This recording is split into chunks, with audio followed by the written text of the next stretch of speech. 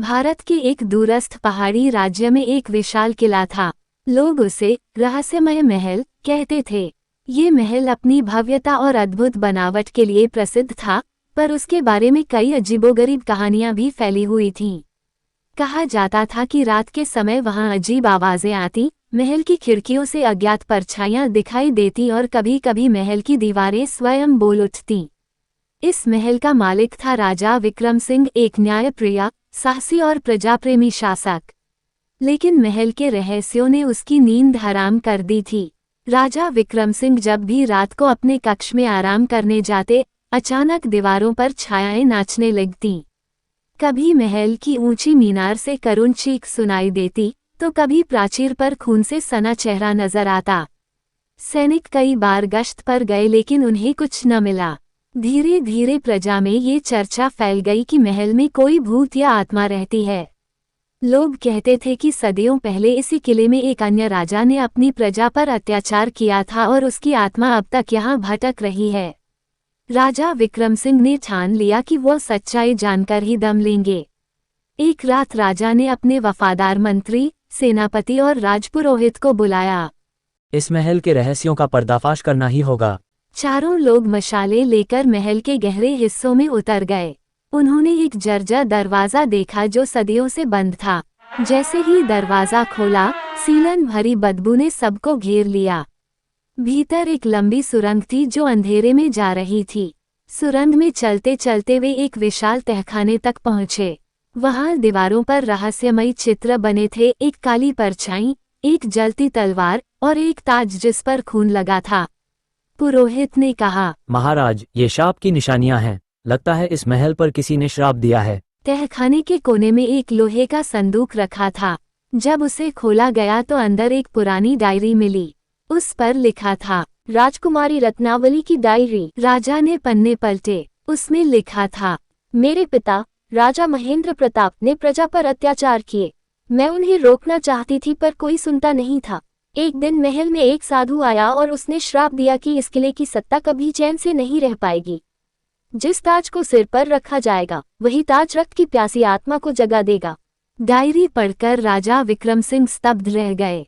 Diary पढ़ते ही तहखाना हिलने लगा। अचानक वहां एक ठंडी हवा चली और अंधेरे में लाल आंखें चमकीं। एक भयानक आवाज गूंजी, मैं वही शापित आत्मा हूँ जिसने सदियों से इस महल को अपना बसेरा बनाया है। जो भी राजा इस गद्दी पर बैठता है, मैं उसका चैन छीन लेती हूँ। सैनिक डरकर भाग गए, पर राजा विक्रम सिंह ने साहस दिखाया। अगर तू सचमुच अन्याय के कारण फंसी आत्मा है तो मैं तुझे मुक्ति दूंगा। आवाज हंस पड़ी, मुक्ति? मुझे सिर्फ खून चाहिए, हर राजा का खून। राजपुरोहित ने सलाह दी। इस श्राप को तोड़ने के लिए उस साधु का वंशज ढूंढना होगा जिसने श्राप दिया था। राजा वापस अपने राज्य आ गया और पूरे राज्य में खोज शुरू करवाई। राजा ने खुद यात्रा शुरू की। कई दिनों की यात्रा के बाद वे पहाड़ों में बसे एक प्राचीन आश्रम पहुंचे। वहां एक वृद्ध साधु रहते थे जिनका नाम आचार्य वेद प्रकाश था। आचार्य ने राजा की बात सुनकर आंखें मूंद ली और बोले, हाँ, वह श्राप मेरे पूर्वज ने दिया था, परंतु उसका कारण भी उचित था। तुम्हारे पूर्वजों ने निर्दोषों की हत्या की थी। श्राप तोड़े बिना शांति संभव नहीं। राजा ने नम्रता से कहा, आचार्य, मैं प्रजा का सेवक हूँ। मैं पापों का प्रायश्चित करना चाहता हूँ। कृपया मार्ग बताएं। आचार्य ने गंभीर स्वर में कहा, श्राप तभी टूटेगा जब राजा स्वयं प्रजा के लिए बलिदान देगा। राजा को आधी रात महल के गर्भगृह में जाकर उस रक्त प्यासे ताज को अपने सिर पर पहनना होगा। तभी आत्मा सामने आएगी और तब राजा को अपना जीवन दांव पर लगाकर सत्य और न्याय का व्रत लेना होगा। राजा ने बिना झिझके हामी भर दी। आधी रात को महल के गर्भगृह में मसाल जलाए गए।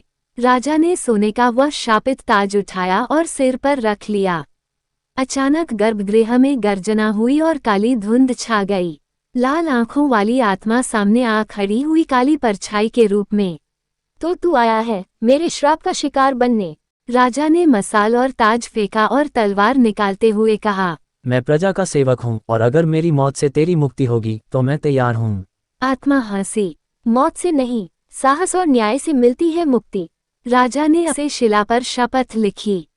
मैं विक्रम सिंह प्रतिज्ञा करता हूँ कि इस राज्य में कभी अन्याय नहीं होगा। मैं प्रजा के लिए जीऊंगा और मरूंगा। जैसे ही शपथ पूरी हुई, आत्मा चीख उठी। उसका रूप धीरे धीरे विलीन होने लगा। उसने अंतिम शब्द कहे, धन्य है ऐसा राजा, मुझे मुक्ति मिल गई। श्राप खत्म हो गया था, लेकिन कुछ दिन बाद राजा विक्रम सिंह को एक स्वप्न आया।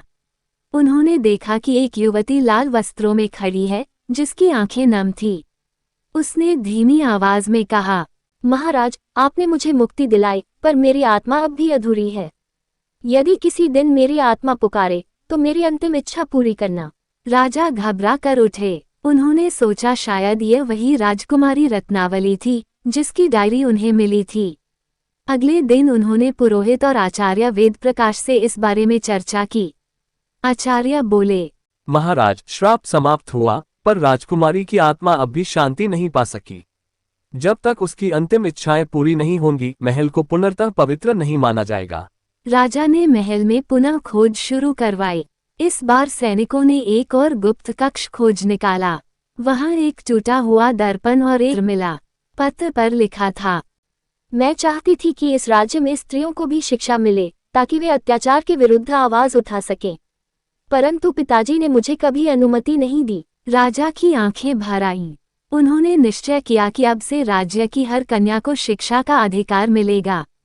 अगले ही दिन राजा ने प्रजा को बुलाकर घोषणा की, आज से राज्य की हर कन्या को शिक्षा का अवसर मिलेगा।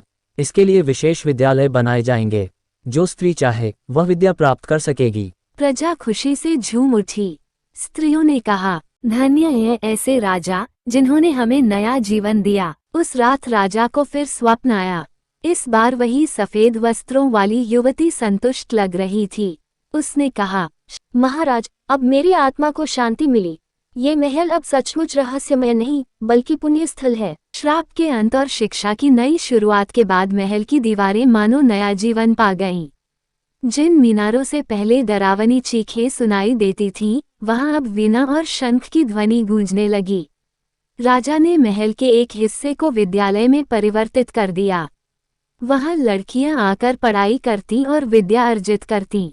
उस दिन के बाद रहस्यमय महल की सारी अजीब घटनाएं बंद हो गईं। न कोई चीख, न कोई परछाई। राजा विक्रम सिंह का नाम इतिहास में एक आदर्श शासक के रूप में अंकित हुआ। लोगों ने कहा, जिस महल से कभी मौत की परछाई निकलती थी, आज वहां ज्ञान का प्रकाश है। जो राजा अपनी प्रजा के लिए बलिदान को तैयार हो, वही असली महान होता है। महल आज भी खड़ा है। लोग कहते हैं कि रात को उसकी दीवारों से एक मधुर वीणा की धुन सुनाई देती है। बुजुर्ग मानते हैं कि यह राजकुमारी रत्नावली की आत्मा की खुशी है, जो अब मुक्त होकर भी महल पर आशीर्वाद बरसाती है।